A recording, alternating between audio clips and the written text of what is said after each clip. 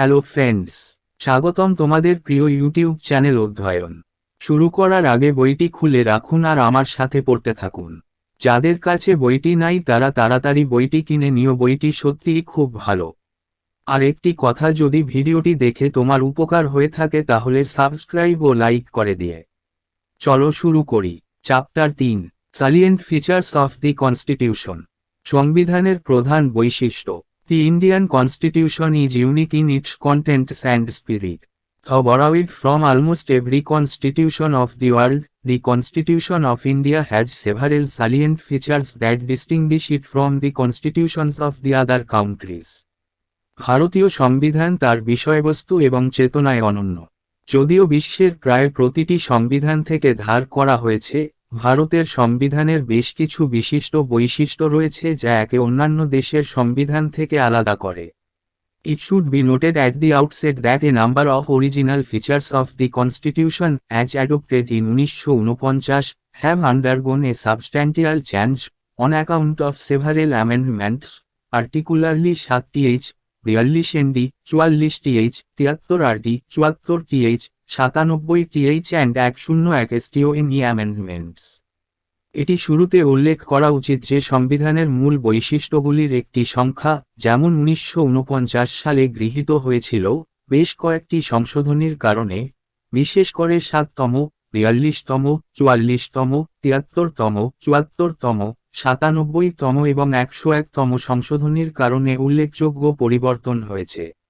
In fact, the 42nd Amendment Act 1976 is known as mini constitution, due to the important and large number of changes made by it in various parts of the constitution.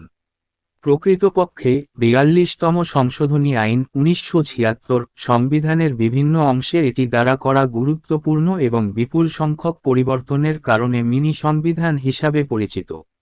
However, in the Kesavananda Bharati case 1973, the Supreme Court ruled that the constituent power of Parliament under Article 368 does not enable it to alter the basic structure of the Constitution.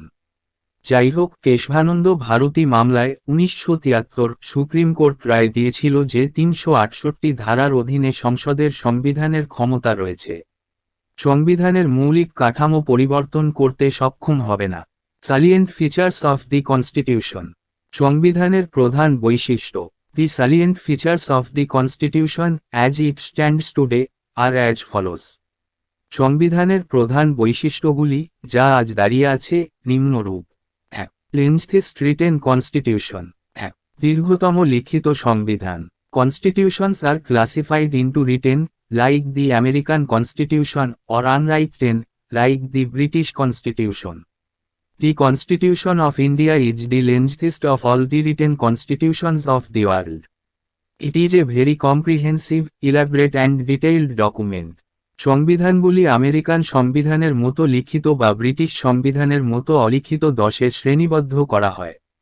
ভারতের সংবিধান পৃথিবীর সমস্ত লিখিত সংবিধানের মধ্যে দীর্ঘতম।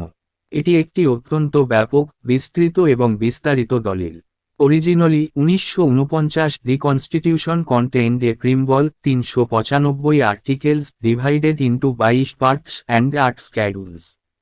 Presently, 2019, it consists of a preamble, about 470 articles, divided into 25 parts and 12 schedules. মূলত 1949 সংবিধানে একটি প্রস্তাবনা, 395টি অনুচ্ছেদ, 22টি অংশে বিভক্ত এবং 8টি তফসিল ছিল। বর্তমানে 2019 এটি একটি প্রস্তাবনা নিয়ে গঠিত, প্রায় 470টি প্রবন্ধ, 25টি অংশে বিভক্ত এবং 12টি তফসিল। The various amendments carried out since 1951 have deleted about 20 articles and 1 part VII and added about 95 articles, 4 parts IVA, IXA, IXB and XIVA and 4 schedules 9, 10, 11 and 12. No other constitution in the world has so many articles and schedules. 1951 সাল থেকে সম্পাদিত বিভিন্ন সংশোধনী প্রায় 20টি ধারা এবং একটি অংশ VII মুছে ফেলেছে এবং প্রায় 95টি প্রবন্ধ, 4টি অংশ IVA, IXA, IXB এবং XIVA এবং 4টি তফসিল 9, 10, 11 এবং 12 যুক্ত করেছে, অন্য কোনটি নেই। বিশ্বের সংবিধানে অনেক অনুচ্ছেদ এবং তফসিল রয়েছে। 4 factors have contributed to the elephant in size of our constitution. আমাদের সংবিধানের এলোফ্যান্টাইন আকারে 4টি কারণ অবদান রেখেছে। They are a geographical factors, that is, the vastness of the country and its diversity. সেগুলো হলো ভৌগোলিক কারণ, অর্থাৎ দেশের বিশালতা এবং তার বৈচিত্র্য। The historical factors, e.g., the influence of the Government of India Act of 1935, which was bulky. The ঐতিহাসিক কারণ, যেমন 1935 সালের ভারত সরকার আইনের প্রভাব, যা ছিল বিশাল। C.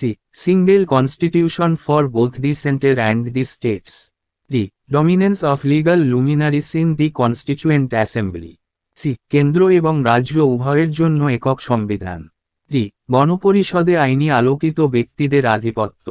The Constitution contains not only the fundamental principles of governance, but also detailed administrative provisions. Further, those matters which in other modern democratic countries have been left to the ordinary legislation or established political conventions have also been included in the constitutional document itself in India. সংবিধানে শুধু শাসনের মৌলিক নীতিই নয়, বিস্তারিত প্রশাসনিক বিধানও রয়েছে। তদুপরি, অন্যান্য আধুনিক গণতান্ত্রিক দেশে যে বিষয়গুলি সাধারণ আইন প্রণয়ন বা প্রতিষ্ঠিত রাজনৈতিক কনভেনশনগুলিতে ছেড়ে দেওয়া হয়েছে সেগুলিও ভারতে সাংবিধানিক নথিতে অন্তর্ভুক্ত করা হয়েছে। 2. Drawn from various sources. 2. বিভিন্ন উৎস থেকে প্রাপ্ত। The Constitution of India has borrowed most of its provisions from the constitutions of various other countries as well as from the Government of India Act of 1935. Dr. B.R. Ambedkar proudly acclaimed that the Constitution of India has been framed after ransacking all the non-constitutions of the world. ভারতের সংবিধান তার বেশিরভাগ বিধান বিভিন্ন অন্যান্য দেশের সংবিধানের পাশাপাশি 1935 সালের গভর্নমেন্ট অফ ইন্ডিয়া অ্যাক্ট থেকে ধার করেছে। ডক্টর বি আর আম্বেদকর প্রশংসিতভাবে প্রশংসিত হয়েছেন যে ভারতের সংবিধানের সমস্ত পরিচিত সংবিধান ভেঙে ফেলার পরে তৈরি করা হয়েছে। বিশ্ব The structural part of the Constitution is to a large extent derived from the Government of India Act of 1935. The philosophical part of the Constitution, the fundamental rights and the directive principles of state policy, derived their inspiration from the American and Irish constitutions, respectively. সংবিধানের কাঠামোগত অংশটি অনেকাংশে 1935 সালের ভারত সরকারের আইন থেকে উদ্ভূত। সংবিধানের দার্শনিক অংশ, মৌলিক অধিকার এবং রাষ্ট্রীয় নীতির নির্দেশমূলক নীতি আমেরিকান এবং আইরিশ সংবিধান থেকে তাদের অনুপ্রেরণা লাভ করে, যথাক্রমে। The political part of the Constitution, the principle of cabinet government and the relations between the executive and the legislature, have been largely drawn from the British Constitution. মন্ত্রিপরিষদ সরকারের গঠনতন্ত্রের রাজনৈতিক অংশ প্রিন্সি এবং কার্যনির্বাহী ও আইনসভার মধ্যে সম্পর্ক মূলত ব্রিটিশ সংবিধান থেকে নেওয়া হয়েছে। The other provisions of the Constitution have borne down from the constitutions of Canada, Australia, Germany, USSR, now Russia, France, South Africa, Japan and so on. সংবিধানের অন্যান্য বিধানগুলি কানাডা, অস্ট্রেলিয়া, জার্মানি, ইউএসএসআর, বর্তমানে Russia, France, দক্ষিণ Africa, Japan ইত্যাদির সংবিধান থেকে জন্ম নিয়েছে। The most profound influence and material source of the Constitution is the Government of India Act 1935. The Federal State, Judiciary, Governor, Emergency Powers, the Public Service Commissions and most of the administrative details are drawn from this Act. More than half of the provisions of Constitution are identical to or bear a close resemblance to the Act of 1935. সংবিধানের সবচেয়ে গভীর প্রভাব এবং বস্তুগত উৎস হল ভারত সরকার আইন 1935। Federal সেন্টে, বিচার বিভাগ, গভর্নর, জরুরি ক্ষমতা, পাবলিক সার্ভিস কমিশন এবং বেশিরভাগ প্রশাসনিক বিবরণ এই আইন থেকে নেওয়া হয়েছে। সংবিধানের অর্ধেকেরও বেশি বিধান 1935 সালের আইনের সাথে অভিন্ন বা ঘনিষ্ঠ সাদৃশ্য বহন করে। 3. Blend of rigidity and flexibility. অনমনীয়তা এবং নমনীয়তার মিশ্রণ। Constitutions are also classified into rigid and flexible. Rigid constitution is COC that requires a special procedure for its amendment, as for example, the American Constitution. A flexible constitution, on the other hand, is one that can be amended in the same manner as the ordinary laws are made, as for example, the British Constitution. সংবিধানগুলিও কঠোর এবং নমনীয় শ্রেণীতে বিভক্ত। একটি অনমনীয় সংবিধান হল cock যার সংশোধনের জন্য একটি বিশেষ পদ্ধতির প্রয়োজন, যেমন আমেরিকান সংবিধান। অন্যদিকে একটি নমনীয় সংবিধান হল এমন একটি যা সাধারণ আইনগুলির মতো একইভাবে সংশোধন করা যেতে পারে, যেমন ব্রিটিশ সংবিধান। The Constitution of India is neither rigid nor flexible, but a synthesis of both. Article 368 provides for two types of amendments. ভারতের সংবিধান অনমনীয় বা নমনীয় নয়, তবে 368 ধারা উভয়ের সংশ্লেষণে দুই ধরনের সংশোধনীর ব্যবস্থা করা হয়েছে। Some provisions can be amended by a special majority of the Parliament, a two-third majority of the members of each house present and voting, and a majority of the total membership of each house. কিছু বিধান সংসদের বিশেষ সংখ্যাগরিষ্ঠ দ্বারা সংশোধন করা যেতে পারে, অর্থাৎ প্রতিটি হাউজে উপস্থিত এবং ভোটদানকারী সদস্যদের 2/3 সংখ্যাগরিষ্ঠ এবং প্রতিটি হাউসের মোট সদস্য সংখ্যার সংখ্যাগরিষ্ঠ। Some other provisions can be amended by a special majority of the Parliament in with the ratification by half of the total states. অন্যান্য কিছু বিধান মোট রাজ্যের অর্ধেক দ্বারা অনুসমর্থনের সাথে সংসদের বিশেষ সংখ্যাগরিষ্ঠ দ্বারা পরিবর্তিত হতে পারে। At the same time, some provisions of the Constitution can be amended by a simple majority of the Parliament in the manner of ordinary legislative process. Notably, these amendments do not come under Article 368. একই সময়ে, সংবিধানের কিছু বিধান সাধারণ আইন প্রণয়নের পদ্ধতিতে সংসদের সাধারণ সংখ্যাগরিষ্ঠতার দ্বারা সংশোধন করা যেতে পারে। উল্লেখযোগ্যভাবে, এই সংশোধনীগুলি 368 ধারার অধীনে আসে না। 4. ফেডারেল সিস্টেম উইথ ইউনিটারি বিয়াস। একক পক্ষপাত সহ federal system. The Constitution of India establishes a federal system of government. It contains all the usual features of a federation, vice or government, division of powers, written constitution, supremacy of constitution, rigidity of constitution, independent judiciary and bicameralism. ভারতের সংবিধান একটি federal সরকার ব্যবস্থা প্রতিষ্ঠা করে। এটিতে একটি ফেডারেশনের সমস্ত স্বাভাবিক বৈশিষ্ট্য রয়েছে, যেমন সরকার, ক্ষমতার বিভাজন, লিখিত সংবিধান, সংবিধানের সর্বোত্তমতা, সংবিধানের অনমনীয়তা, স্বাধীন জুডিশিয়ারি এবং দ্বিকক্ষবাদ। However, the Indian Constitution also contains a large number of unitary or non-federal features, viz., a strong center, single constitution, single citizenship, flexibility of constitution, integrated judiciary, appointment of state governor by the center, all India service, emergency provisions and so on. যাই হোক, ভারতীয় সংবিধানে বিপুল সংখ্যক একক বা অফেডারেল বৈশিষ্ট্য রয়েছে, যেমন একটি শক্তিশালী কেন্দ্র, একক সংবিধান, একক নাগরিকত্ব, সংবিধানের নমনীয়তা, সমন্বিত বিচার ব্যবস্থা, কেন্দ্র সর্বভারতীয় পরিষেবাগুলির দ্বারা তাকান গভর্নে নিয়োগ, জরুরি বিধান এবং তাই।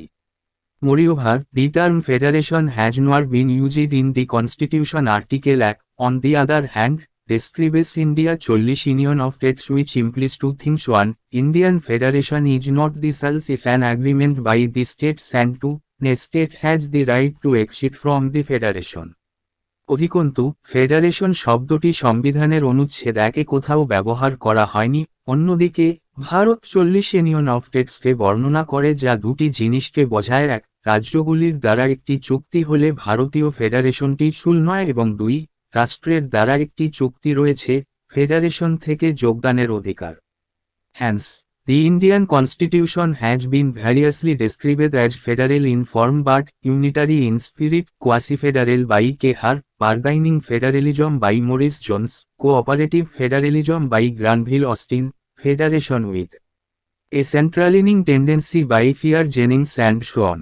তাই, ভারতীয় সংবিধানকে বিভিন্নভাবে ফেডারেল হিসাবে বর্ণনা করা হয়েছে, কিন্তু চেতনায় একক, কেহিয়ারের দ্বারা অর্ধ ফেডারেল, মরিস জোনসের দর কোষাকুষি ফেডারেলিজম, গ্র্যানভিল অস্টিনের কোঅপারেটিভ ফেডারেলিজম, ভয় জেনিংসের কেন্দ্রীয় প্রবণতা সহ ফেডারেশন এবং আরও অনেক কিছু। 5. পার্লামেন্টারি ফর্ম অফ গভর্নমেন্ট, সরকারের সংসদীয় form.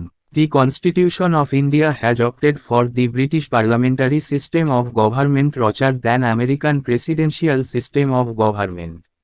The parliamentary system is based on the principle of cooperation and coordination between the legislative and executive organs, while the presidential system is based on the doctrine of separation of powers between the two organs. ভারতের সংবিধান American রাষ্ট্রপতিশাসিত সরকার ব্যবস্থার চেয়ে British সংসদীয় সরকার ব্যবস্থাকে বেছে নিয়েছে। সংসদীয় ব্যবস্থা আইনসভা এবং নির্বাহী অঙ্গগুলির মধ্যে সহযোগিতা এবং সমন্বয়ের নীতির উপর ভিত্তি করে, যেখানে রাষ্ট্রপতি ব্যবস্থা দুটি অঙ্গগুলির মধ্যে ক্ষমতা পৃথকীকরণের মতবাদের উপর ভিত্তি করে। The parliamentary system is also known as the Westminster model of government, responsible government and cabinet government. The constitution establishes the parliamentary system not only at the centre but also in the states. সংসদীয় ব্যবস্থাকে Westminster model of government, দায়বদ্ধ সরকার এবং মন্ত্রিসভা সরকার নামেও পরিচিত। সংবিধান শুধু কেন্দ্রে নয়, রাজ্যগুলিতেও সংসদীয় ব্যবস্থা প্রতিষ্ঠা করে। The features of parliamentary government in India are, ভারতে সংসদীয় সরকারের বৈশিষ্ট্য হল: presence of nominal and real executives, B majority party rule, C collective responsibility of the executive to the legislature, D. Membership of the ministers in the legislature. E. Leadership of the Prime Minister or the Chief Minister. F. Dissolution of the lower house, Lok Sabha or Assembly. ক. নামমাত্র এবং প্রকৃত নির্বাহীদের উপস্থিতি। খ. সংখ্যাগরিষ্ঠ প্যানিরেলে। গ. আইনসভার প্রতি নির্বাহীর সম্মিলিত দায়িত্ব। টি. আইনসভায় মন্ত্রীদের সদস্যপদ। ম. প্রধানমন্ত্রী বা মুখ্যমন্ত্রীর নেতৃত্ব। এফ. নিম্নকক্ষ, লোকসভা বা বিধানসভা ভেঙে দেওয়া। Even though the Indian parliamentary system is largely based on the British pattern, there are some fundamental differences between the two. For example, the Indian Parliament is not a sovereign body like the British Parliament. Further, the Indian state has an elected head, republic, while the British state has her military head, monarchy. যদিও ভারতীয় সংসদীয় ব্যবস্থা মূলত British প্যাটার্নের উপর ভিত্তি করে, উভয়ের মধ্যে কিছু মৌলিক পার্থক্য রয়েছে। উদাহরণস্বরূপ, ভারতীয় সংসদ ব্রিটিশ পার্লামেন্টের মতো একটি সার্বভৌম সংস্থা নয়। অধিকন্তু ভারতীয় রাজ্যের একজন নির্বাচিত প্রধান প্রজাতন্ত্র রয়েছে, যখন ব্রিটিশ রাজ্যের সামরিক প্রধান রাজতন্ত্র রয়েছে। In a parliamentary system, whether in India or Britain, the role of the Prime Minister has become so significant and crucial that the political scientists like in call it prime ministerial government. Bharat বা Britain সংসদীয় ব্যবস্থায় প্রধানমন্ত্রীর ভূমিকা এতটাই তাৎপর্যপূর্ণ এবং গুরুত্বপূর্ণ হয়ে উঠেছে যে রাজনৈতিক বিজ্ঞানীরা এটিকে প্রধানমন্ত্রীর সরকার বলে অভিহিত করেন। 6. Synthesis of parliamentary sovereignty and judicial supremacy, সংসদীয় সার্বভৌমত্ব এবং বিচার বিভাগীয় আধিপত্যের সংশ্লেষণ।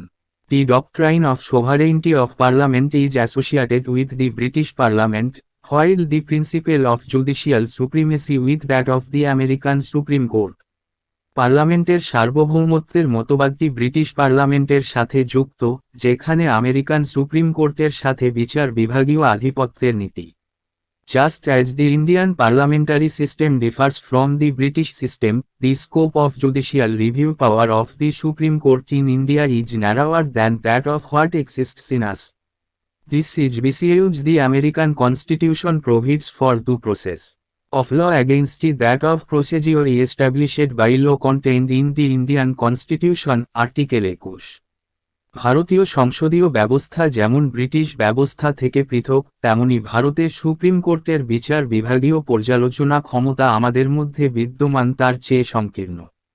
এর কারণ হল আমেরিকান সংবিধান ভারতীয় সংবিধানে অনুচ্ছেদ 21 অন্তর্ভুক্ত আইন দ্বারা প্রতিষ্ঠিত পদ্ধতির বিরুদ্ধে আইনের যথাযথ প্রক্রিয়ার ব্যবস্থা করে। Therefore, the framers of the Indian Constitution have preferred a proper synthesis between the British principle of parliamentary sovereignty and the American principle of judicial supremacy. The Supreme Court, on the one hand, can declare the parliamentary force as unconstitutional through its power of judicial review. The Parliament, on the other hand, can amend the major portion of the Constitution through its consistent power. তাই ভারতীয় সংবিধানের প্রণেতারা British নীতির parliamentary সার্বভৌমত্ব এবং বিচারক আধিপত্যের American নীতির মধ্যে একটি সঠিক সংশ্লেষণ পছন্দ করেছেন। সুপ্রিম কোর্ট একদিকে তার বিচারক পর্যালোচনা ক্ষমতার মাধ্যমে সংসদীয় ফাউকে অসাংবিধানিক হিসাবে ঘোষণা করতে পারে সংসদ, অন্যদিকে সংবিধানের বড় অংশ সংশোধন করতে পারে তার নিজস্ব ক্ষমতার মাধ্যমে। 7. ইন্টিগ্রেটেড অ্যান্ড ইন্ডিপেন্ডেন্ট জুডিশিয়ারি, সমন্বিত ও স্বাধীন বিচার বিভাগ। The Indian Constitution establishes a judicial system that is integrated as well as independent. ভারতীয় সংবিধান একটি বিচার ব্যবস্থা প্রতিষ্ঠা করে যা সমন্বিত পাশাপাশি স্বাধীন। The Supreme Court stands at the top of the integrated judicial system in the country. Below it, there are high courts at the state level. Under a high court, there is a hierarchy of subordinate courts, that is district courts and other lower courts. This single system of courts enforces both the central laws as well as the state laws, unlike in USA, where the federal laws are enforced by the federal judiciary and the state laws are enforced by the state judiciary. Supreme court দেশের সমন্বিত বিচার ব্যবস্থার শীর্ষে অবস্থান করছে, এর নিচে রাষ্ট্রীয় পর্যায়ে উচ্চ আদালত রয়েছে। একটি উচ্চ আদালতের অধীনে এগুলি হল অধস্তন আদালতের একটি শ্রেণীবিন্যাস, অর্থাৎ জেলা আদালত এবং অন্যান্য নিম্ন আদালতের এই একক ব্যবস্থাটি কেন্দ্রীয় আইনের পাশাপাশি রাষ্ট্রীয় আইন উভয়ই প্রয়োগ করে। মার্কিন যুক্তরাষ্ট্রে, যেখানে ফেডারেল আইন প্রয়োগ করা হয় ফেডারেল বিচার বিভাগ এবং রাষ্ট্রীয় আইন রাষ্ট্রীয় বিচার বিভাগ দ্বারা প্রয়োগ করা হয়। The Supreme Court is a federal court, the highest court of appeal, the guarantor of the fundamental rights of the citizens and the guardian of the Constitution. Hence, the Constitution has made various provisions to ensure independence, security of tenure of the judges, fixed service conditions for the judges, all the expenses of the Supreme Court charged in the Consolidated Fund W India, prohibition and discussion on the conduct of judges in the legislatures, Han on praction after retirement, power in punish for its contempt seated in the Supreme Court, separation of the judiciary from the executive, and so on. Supreme court একটি federal আদালত, আপিলের সর্বোচ্চ আদালত, নাগরিকদের মৌলিক অধিকারের guarantor এবং সংবিধানের অভিভাবক। তাই সংবিধান নিশ্চিত করার জন্য বিভিন্ন বিধান করেছে বিচারকদের মেয়াদের স্বাধীনতা, নিরাপত্তা, বিচারকদের জন্য নির্দিষ্ট চাকরির শর্ত, ভারতের একত্রিত তহবিলে চার্জ করা সুপ্রিম কোর্টের সমস্ত খরচ, বিচারকদের আচরণের উপর আলোচনা নিষিদ্ধ করা, আইনসভাগুলিতে অবসর গ্রহণের পরে অনুশীলনে হান, সুপ্রিম কোর্টে উপবিষ্ট তার অবমাননার জন্য শাস্তির ক্ষমতা, নির্বাহী বিভাগ থেকে বিচার বিভাগের পৃথকীকরণ ইত্যাদি। ফান্ডামেন্টাল রাইটস, মৌলিক অধিকার।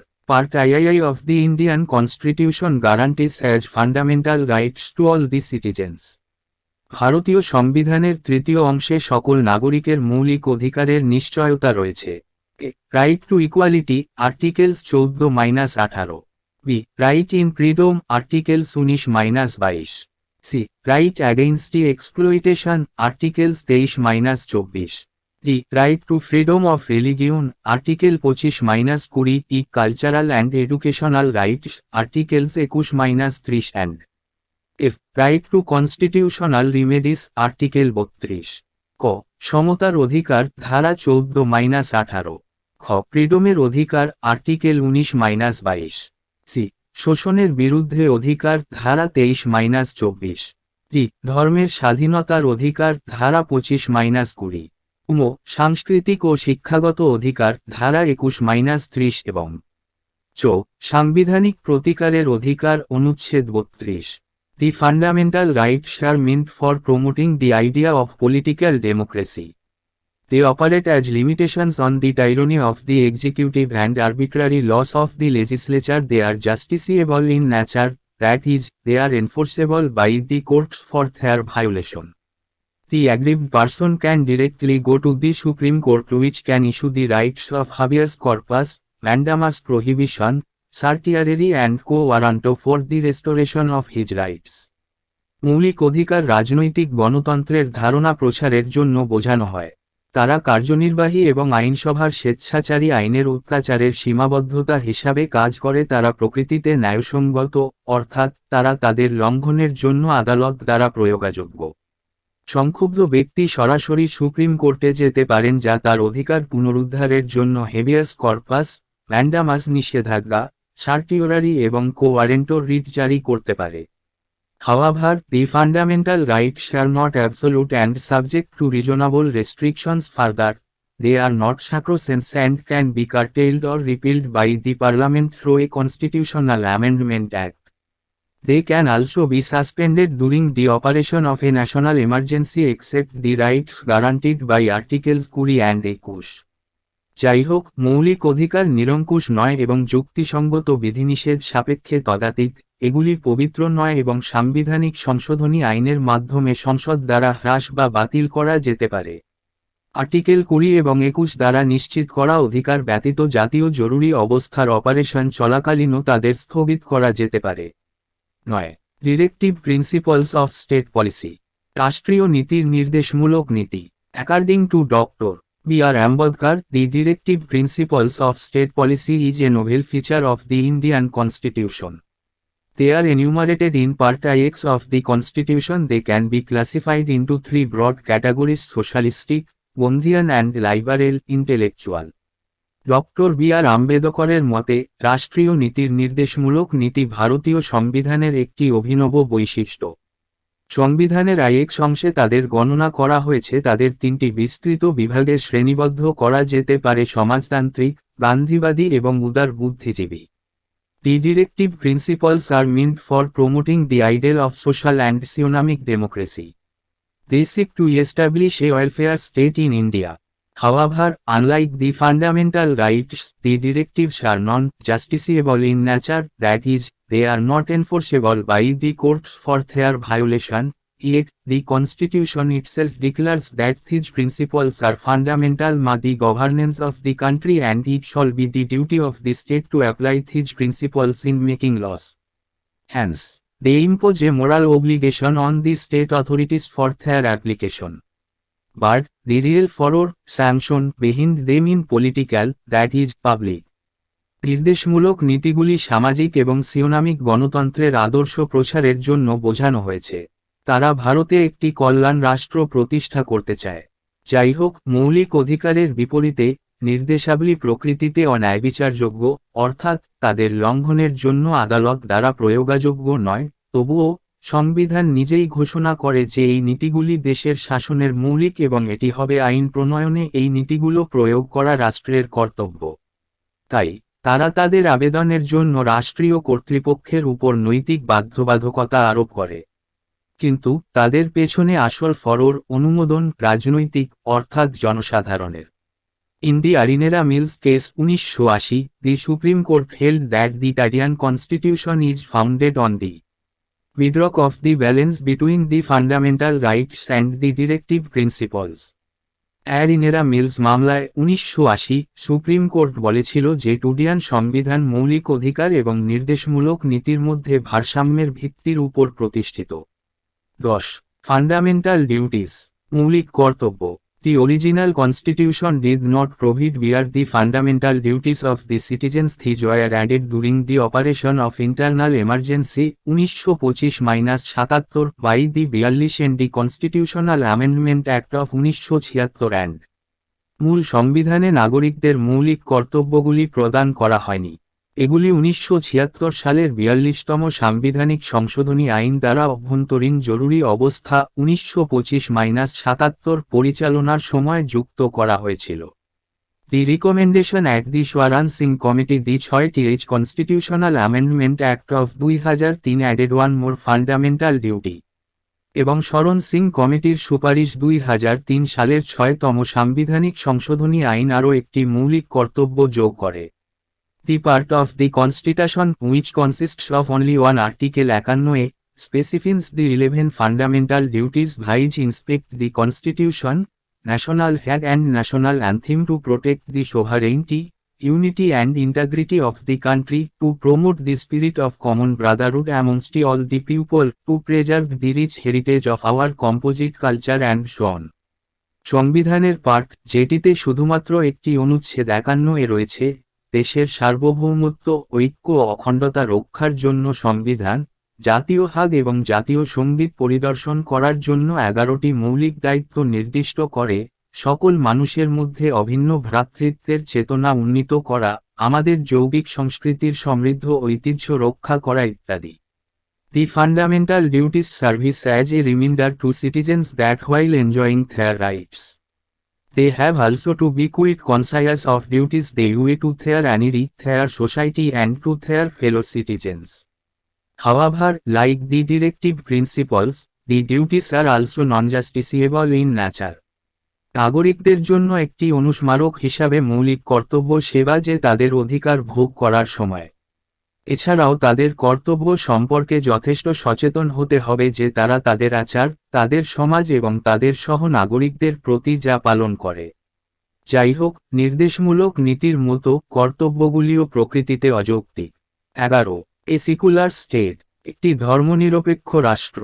দি constitution of India stands for secular state. Hence, it does not uphold any particular religion as the official religion of the Indian state. The following provisions of the Constitution reveal the secular character of the Indian state. ভারতের সংবিধান ধর্মনিরপেক্ষ রাষ্ট্রের জন্য দাঁড়িয়েছে।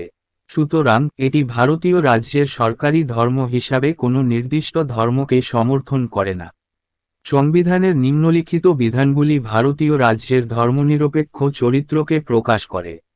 The term secular was added to the preamble of the Indian Constitution by the 42 and the Constitutional Amendment Act of 1976. 1976 সালের 42তম সাংবিধানিক সংশোধনী আইন দ্বারা ভারতীয় সংবিধানের প্রমিলে ধর্মনিরপেক্ষ শব্দটি যুক্ত করা হয়েছিল। The preamble seekers to all citizens of India liberty of belief, faith and worship. প্রস্তাবনা ভারতের সকল নাগরিকের বিশ্বাস এবং উপাসনার স্বাধীনতাকে সুরক্ষিত করে। The state shall not deny to any person equality before the law or equal protection of the laws, article 14। রাষ্ট্র কোন ব্যক্তিকে আইনের সামনে সমতা বা আইনের সমান সুরক্ষা অস্বীকার করবে না, ধারা 14। The state shall not discriminate against any citizen on the ground of religion, article 15। রাষ্ট্র ধর্মের ভিত্তিতে কোন নাগরিকের সাথে বৈষম্য করবে না, অনুচ্ছেদ 15।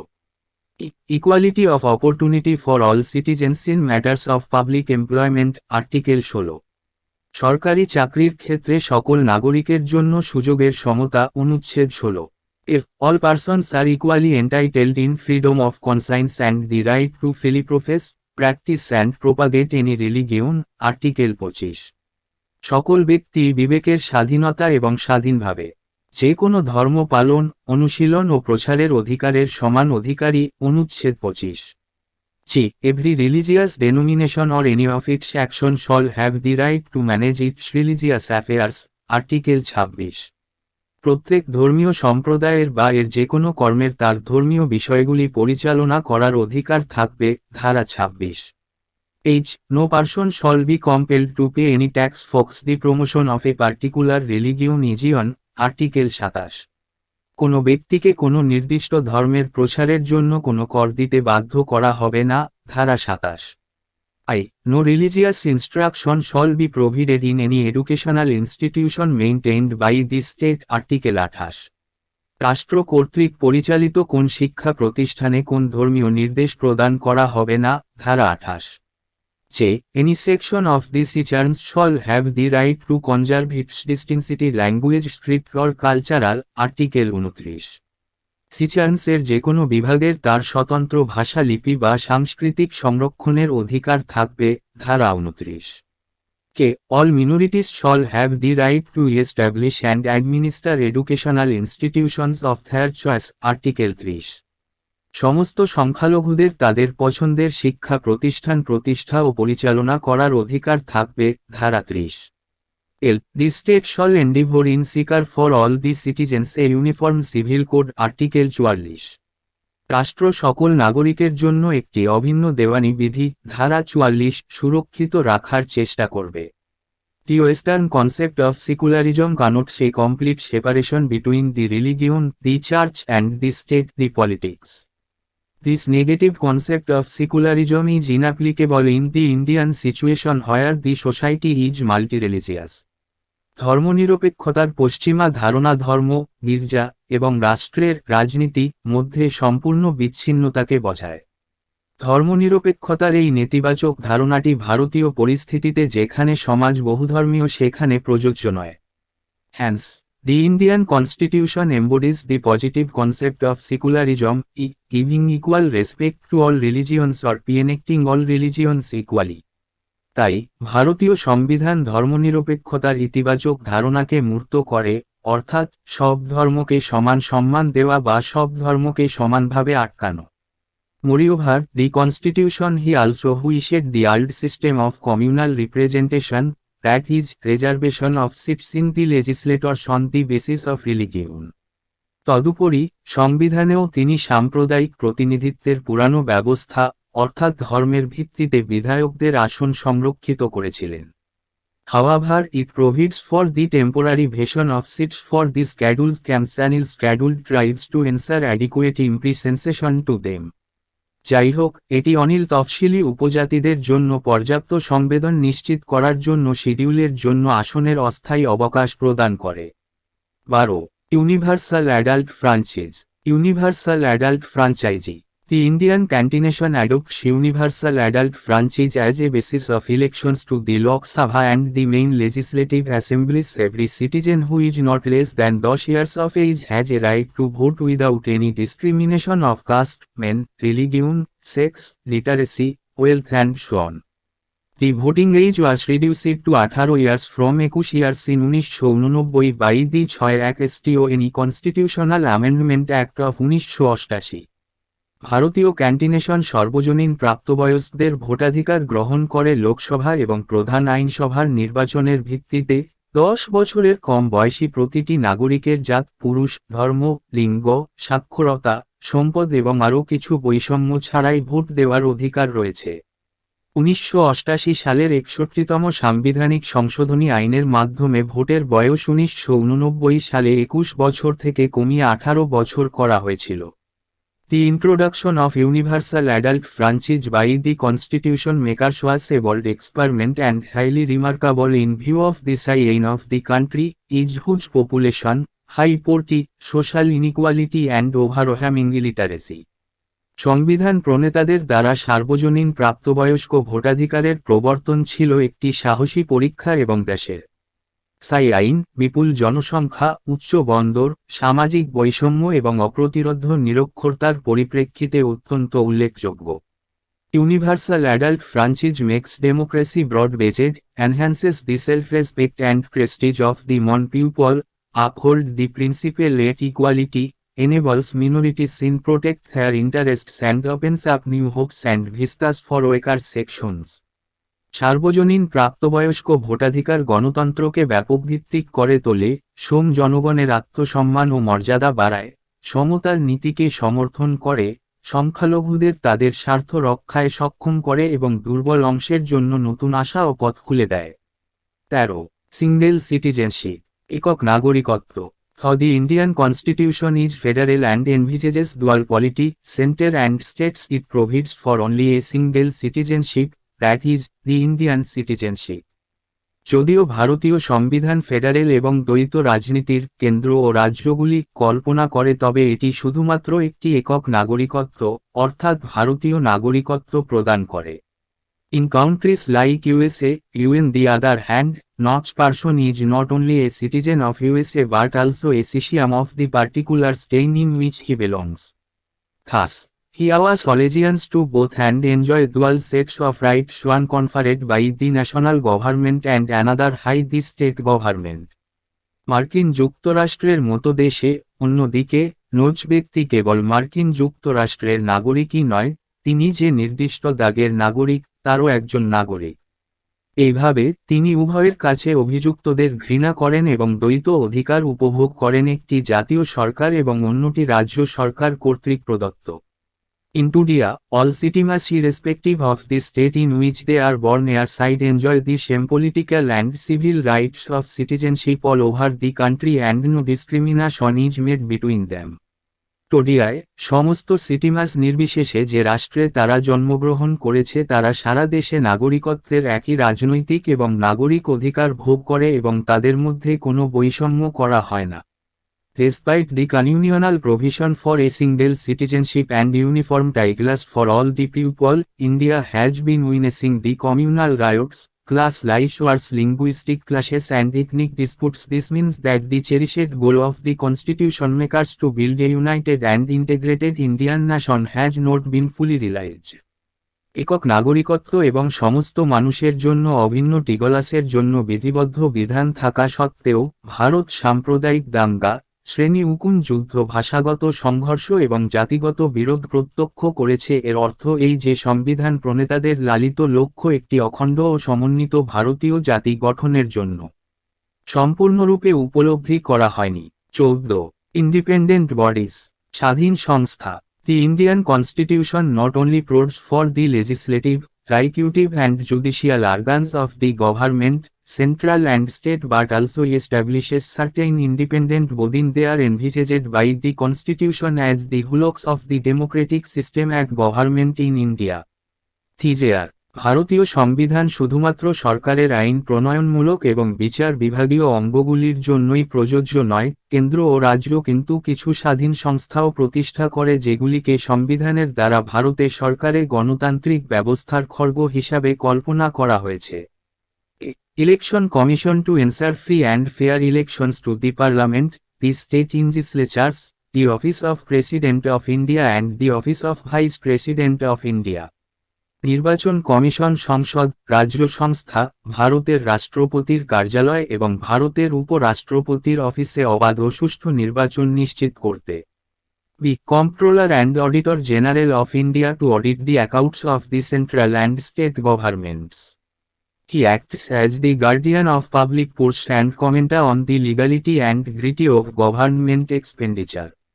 ভারতের নিয়ন্ত্রক ও মহাহিসাব নিরীক্ষক কেন্দ্র এবং রাজ্য সরকারের হিসাব নিরীক্ষা করার জন্য তিনি পাবলিক পার্সের অভিভাবক হিসাবে কাজ করেন এবং সরকারি ব্যয়ের বৈধতা এবং শোক সম্পর্কে মন্তব্য করেন। C union public service commission to conduct examination for recruitment to all India service and higher central service and to advise the president and disciplinary matters. Union public service commission সমস্ত ভারতীয় পরিষেবা এবং উচ্চতর কেন্দ্রীয় পরিষেবাগুলিতে নিয়োগের জন্য পরীক্ষা পরিচালনা করবে এবং রাষ্ট্রপতিকে একটি শৃঙ্খলা সংক্রান্ত বিষয়ে পরামর্শ দেবে।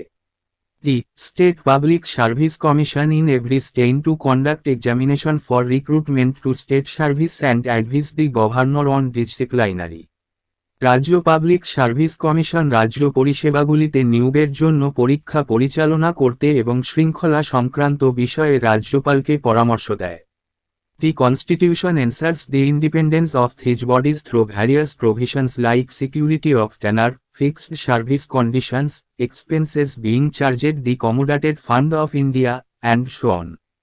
সংবিধান বিভিন্ন বিধানের মাধ্যমে এই সংস্থাগুলির স্বাধীনতা নিশ্চিত করে, যেমন মেয়াদের নিরাপত্তা, নির্দিষ্ট পরিষেবার শর্তাবলী, ভারতের কমোডেটেড তহবিলে চার্জ করা খরচ ইত্যাদি। 15 এমার্জেন্সি প্রভিশনস, জরুরি বিধান। The Indian Constitution contains elaborate emergency provisions to enable the President emit any extraordinary allocation effectively. The rationality behind the incorporation of these provisions is to safeguard the unity, integrity and security of the country, the democratic political system and the Constitution. ভারতীয় সংবিধানে elaborate emergencyর বিধান রয়েছে যাতে রাষ্ট্রপতিকে কার্যকরভাবে কোনো অসাধারণ অ্যালাইয়েশন করতে সক্ষম করে। এই বিধানগুলির অন্তর্ভুক্তির পিছনে যৌক্তিকতা হল সুরক্ষা এবং দেশের ঐক্য, একতা, অখণ্ডতা এবং নিরাপত্তা, গণতান্ত্রিক রাজনৈতিক ব্যবস্থা এবং সংবিধান। The Constitution envisages 3 types of emergencies, namely, সংবিধানে 3টি টাইপস অফ জরুরি অবস্থার কথা বলা হয়েছে, যথা national emergency on the ground of war or external aggression or armed rebellion, article 162। যুদ্ধ বা বহিরাগত আগ্রাসন বা সশস্ত্র বিদ্রোহের স্থলে জাতীয় জরুরি অবস্থা, অনুচ্ছেদ 162। বি.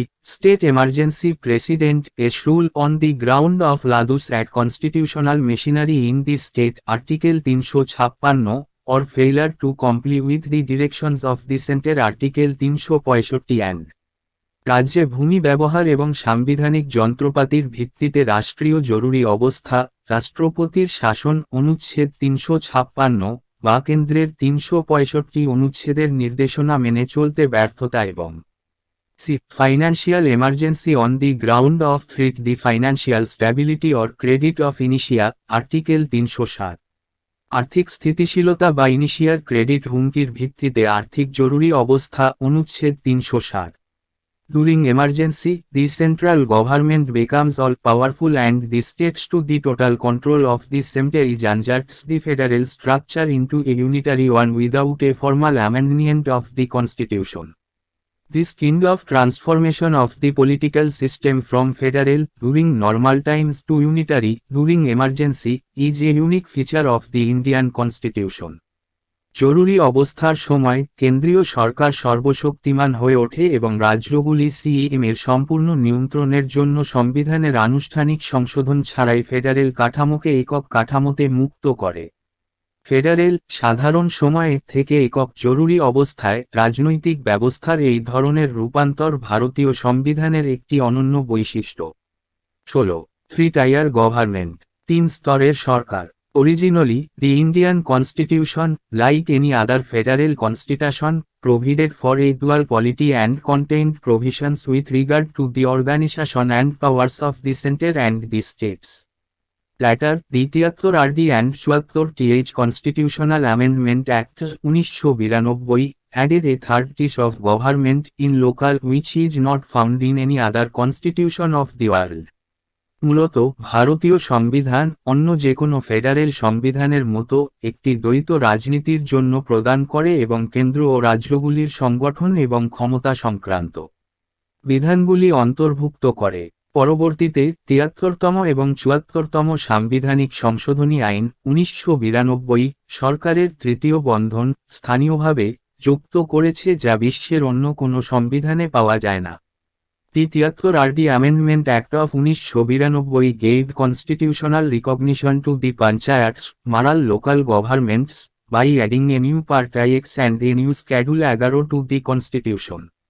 1992 সালের 73তম সংশোধনী আইন সংবিধানে একটি নতুন অংশ IX এবং একটি নতুন তফসিল 11 যুক্ত করে পঞ্চায়েতগুলিকে, মরাল স্থানীয় সরকারগুলি, সাংবিধানিক স্বীকৃতি দিয়েছে।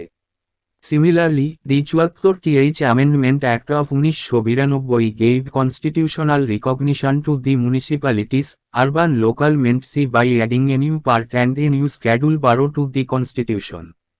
একইভাবে 1992 সালের 74তম সংশোধনী আইন পৌরসভাকে সাংবিধানিক স্বীকৃতি দিয়েছে, সংবিধানে একটি নতুন অংশ এবং একটি নতুন তফসিল 12 যোগ করে শহুরে স্থানীয় মেন্টসি।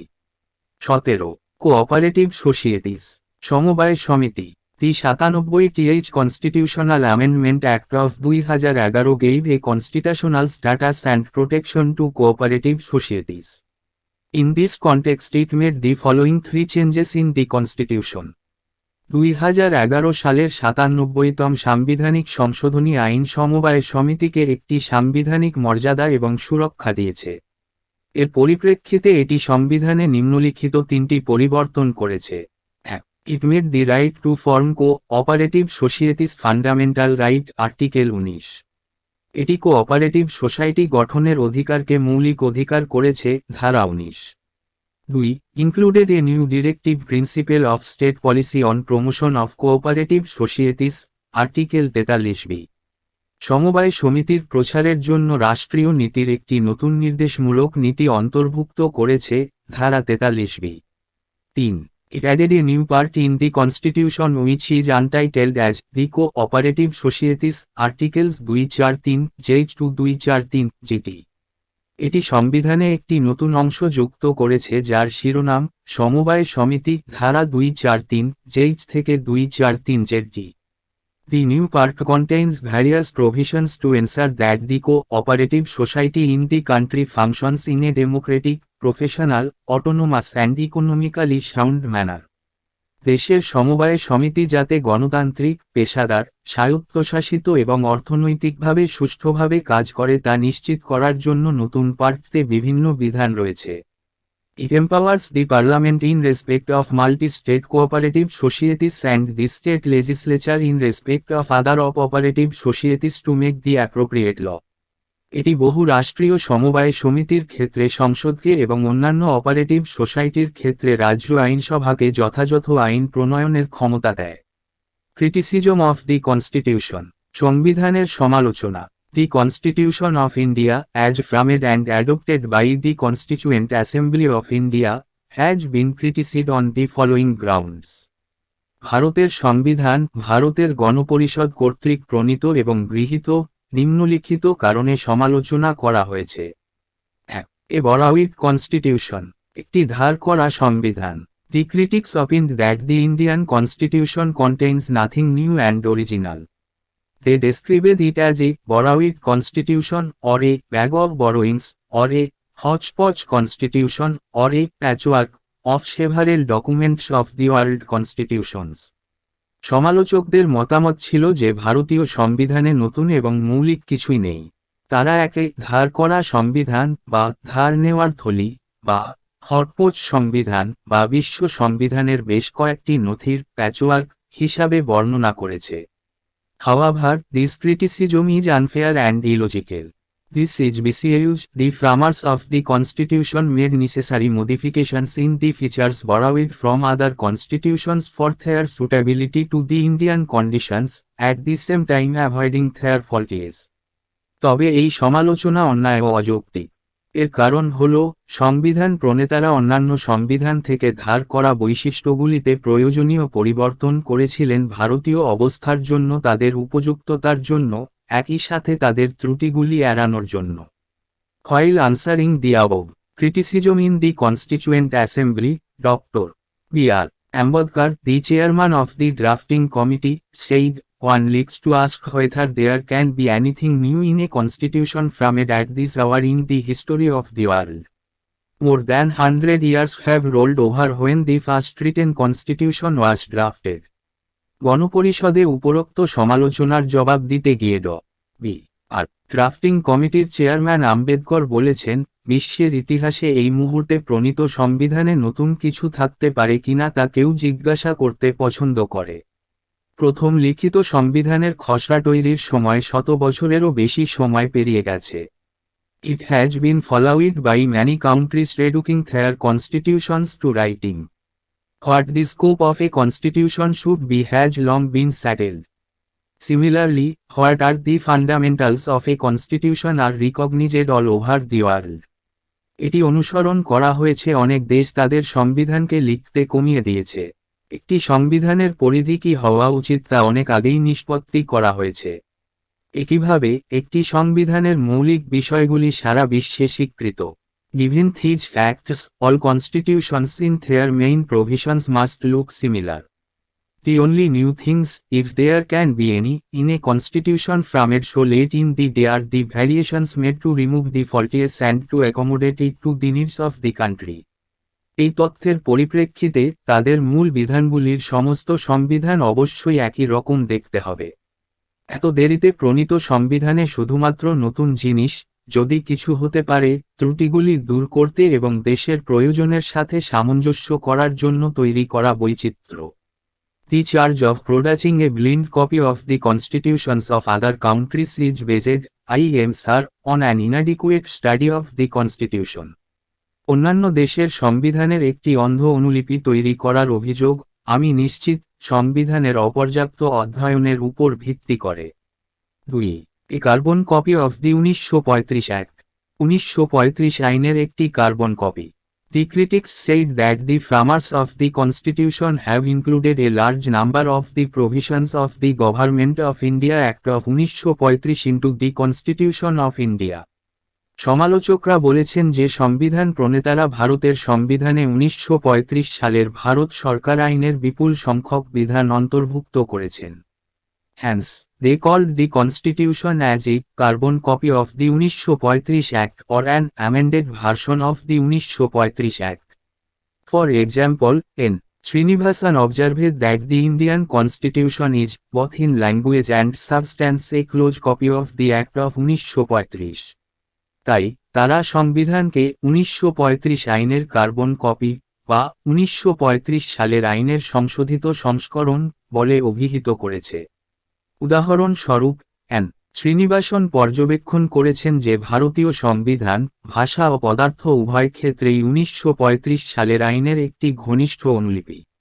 Similarly, Sir Ivor Jennings, a British constitutionalist, said that the Constitution derives directly from the Government of India Act of 1935, from which, in fact, many of its provisions are copied almost textually. একইভাবে sir Ivor Jennings, একজন British সংবিধানবিদ, বলেছিলেন যে সংবিধানটি সরাসরি 1935 সালের ভারত সরকার আইন থেকে উদ্ভূত হয়েছে, যেটি থেকে প্রকৃতপক্ষে এর অনেক বিধান প্রায় পাঠ্যভাবে অনুলিপি করা হয়েছে। Further, P.R. Deshmukh, a member of the Constituent Assembly, commented that the Constitution is essentially the Government of India Act of 1935 with only adult franchise added. আরও গণপরিষদের সদস্য P.R. দেশমুখ মন্তব্য করেছেন যে সংবিধানটি মূলত 1935 সালের ভারত সরকারের আইন, যা শুধুমাত্র প্রাপ্তবয়স্কদের ভোটাধিকার যুক্ত করা হয়েছে। The same Dr. B.R. Ambedkar answered the above criticism in the Constituent Assembly in the following way: as to the accusation that the draft constitution has reproduced a good part of the provisions of the Government of India Act 1935, I make no apologies. একই দাবি আর আম্বেদকর গণপরিষদে উপরোক্ত সমালোচনার উত্তর নিম্নোক্তভাবে দিয়েছিলেন: খসড়া সংবিধান ভারত সরকারের আইন 1935 এর বিধানগুলির একটি ভালো অংশ পুনরুৎপাদন করেছে এমন অভিযোগের জন্য আমি কোন ক্ষমা চাই না। There is nothing to be ashamed of in borrowing. It involves no plagiarism. Nobody holds any patent rights in the fundamental ideas of a constitution. What I am sorry about is that the provisions taken from the Government of India Act 1935 relate mostly to the details of administration. ধার নেওয়ার ক্ষেত্রে লজ্জার কিছু নেই। এটা কোন চুরি জড়িত সংবিধানের মৌলিক ধারণাগুলিতে কেউ পেটেন্টের অধিকার রাখে না। আমি যা নিয়ে দুঃখিত তা হল ভারত সরকার আইন 1935 থেকে নেওয়া বিধানগুলি বেশিরভাগ প্রশাসনের বিবরণের সাথে সম্পর্কিত। 3. UN Indian or anti-Indian, ano-Indian বা anti-Indian. According to the critics, the Indian Constitution is an Indian or anti-Indian because it does not reflect the political traditions and the spirit of India. They said that the foreign nature of the Constitution makes it unsuitable to the Indian situation or unworkable in India. সমালোচকদের মতে ভারতীয় সংবিধান এক ভারতীয় বা ভারত বিরোধী, কারণ এটি ভারতের রাজনৈতিক ঐতিহ্য এবং চেতনাকে প্রতিফলিত করে না। তারা বলেছেন যে সংবিধানের বিদেশি প্রকৃতি এটিকে ভারতীয় পরিস্থিতির জন্য অনুপযুক্ত করে অথবা ভারতে অকার্যকর। In this context, K. Hanumanthaya, a member of the Constituent Assembly, commented, "We wanted the music of Veena or sitar, but here we have the music of an English band. That was because our constitution makers were educated that way." এই প্রসঙ্গে গণপরিষদের সদস্যকে হনুমান্থায়া মন্তব্য করেছেন, আমরা বীণা বা সেতারের সঙ্গীত চেয়েছিলাম, কিন্তু এখানে আমাদের একটি ইংরেজি ব্যান্ডের সঙ্গীত রয়েছে, কারণ আমাদের সংবিধান প্রণেতারা সেভাবে শিক্ষিত ছিলেন। Similarly, Lokanath Mishra, another member of the Constituent Assembly, criticized the Constitution as a slavish imitation of the West, much more a slavish surrender to the West. একইভাবে গণপরিষদের আরেক সদস্য লোকনাথ মিশ্র সংবিধানকে পশ্চিমের দাস অনুকরণ, আরও অনেক কিছু পশ্চিমের কাছে দাস আত্মসমর্পণ বলে সমালোচনা করেছিলেন। Further, Lakshminarayan Sahu, also a member of the Constituent Assembly, observed, the ideals on which this draft constitution is framed have no manifest relation to the fundamental spirit of India. আরও লক্ষ্মীনারায়ণ সাহু, গণপরিষদের একজন সদস্য, পর্যবেক্ষণ করেছেন, যে আদর্শের ভিত্তিতে এই খসড়া সংবিধান প্রণয়ন করা হয়েছে তার সাথে ভারতের মৌলিক চেতনার কোনো স্পষ্ট সম্পর্ক নেই। This constitution allowed not probe suitable and allowed breakdown soon after being brought into operation. এই সংবিধান উপযুক্ত প্রমাণিত হবে না এবং কার্যকর করার পরেই ভেঙে যাবে। 4. An UN Gandhian Constitution. একটি অগান্ধীয় সংবিধান। According to the critics, the Indian Constitution is UN Gandhian because it does not contain the philosophy and ideals of Mahatma Gandhi, the father of the Indian nation. সমালোচকদের মতে ভারতীয় সংবিধান অগান্ধীয় কারণ এতে ভারতীয় জাতির পিতা মহাত্মা গান্ধীর দর্শন ও আদর্শ নেই। They opined that the constitution should have been raised and built upon village panchayats and district panchayats. In this context, the same member of the Constituent Assembly. তারা মতো দেন যে সংবিধান উত্থাপিত এবং গ্রাম পঞ্চায়েত এবং জেলা পঞ্চায়েতগুলির উপর নির্মিত হওয়া উচিত ছিল। এই প্রসঙ্গে গণপরিষদের একই সদস্য কে Hanumanthaya said that is exactly the kind of constitution Mahatma Gandhi did not want and did not envisage. কে হনুমান্থাইয়া বলেছেন ঠিক এই ধরনের সংবিধান মহাত্মা গান্ধী চাননি এবং কল্পনাও করেননি। টি Prakasam, another member of the Constituent Assembly, attributed this lapse to Ambedkar's non-participation in the Gandhian movement and the antagonism towards the Gandhian ideas. গণপরিষদের অন্য সদস্যটি প্রকাশম গান্ধীবাদী আন্দোলনে আম্বেদকরের অংশগ্রহণ এবং গান্ধীবাদী চিন্তাধারার প্রতি বিরোধিতাকে এই ত্রুটির জন্য দায়ী করেছেন। 5. Elephantine size. The critics stated that the Indian Constitution is too bulky and too detailed and contains some unnecessary elements. সমালোচকরা বলেছেন যে ভারতীয় সংবিধান অত্যন্ত ভারী এবং খুব বিশদ এবং এতে কিছু অপ্রয়োজনীয় উপাদান রয়েছে। Sir Ivor Jennings, a British constitutionalist, observed that the provisions borrowed were not always well selected and that the constitution, generally speaking, was too long and complicated. Sir Ivor Jennings, একজন ব্রিটিশ সংবিধানবিদ, পর্যবেক্ষণ করেছিলেন যে ধার করা বিধানগুলি সর্বদা ভালোভাবে নির্বাচিত ছিল না এবং সংবিধান, সাধারণভাবে বলতে গেলে, খুব দীর্ঘ এবং জটিল ছিল। In this context, H.V. Kamath, a member of the Constituent Assembly, commented, "The emblem and the crest that we have selected for our assembly is an elephant. It is perhaps in consonance with that our constitution too is the bulkiest that the world has produced." এই প্রসঙ্গে H.V.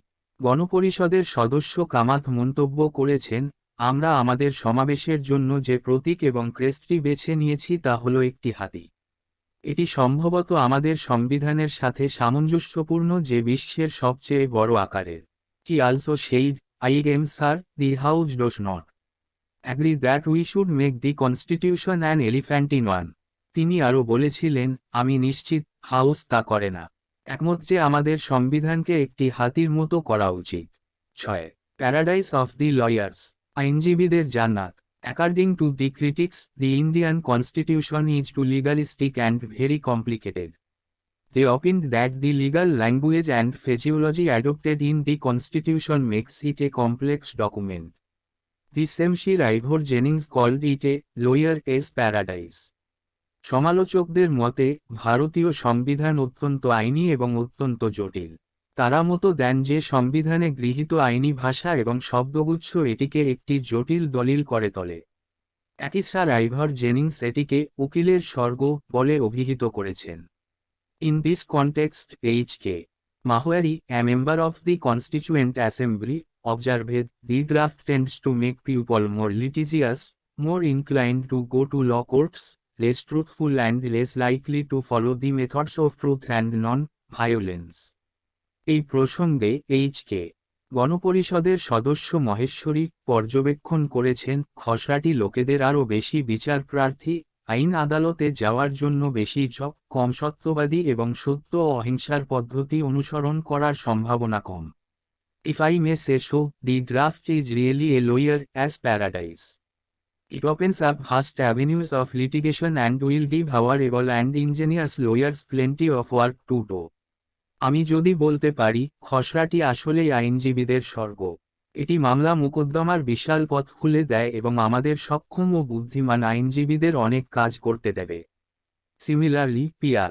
Deshmukh, another member of the Constituent Assembly, said, I should, however, like to say that the draft of the articles that have been brought before the House by Dr.